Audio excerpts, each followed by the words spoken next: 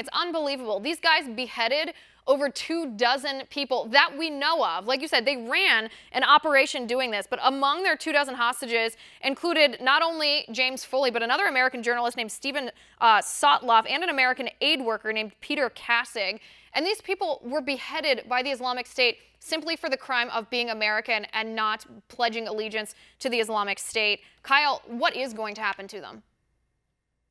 Well, that's not clear yet. The British stripped these individuals of their citizenship for going to fight for the Islamic State, and so far British officials have been less than enthused about the notion of taking them back and putting them on trial. The United States has said that that is what they'd like to see happen. They'd like to see the British put them on trial.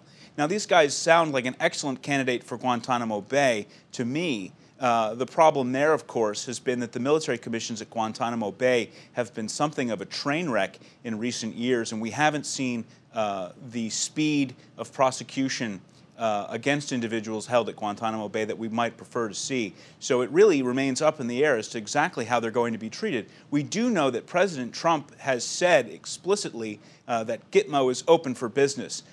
So it would seem that that would be an option, at least in the president's mind, although apparently not in the mind of various DoD spokesmen and State Department spokesmen. So it remains to be seen what exactly will happen. In my view, the British are not prepared to take these individuals back.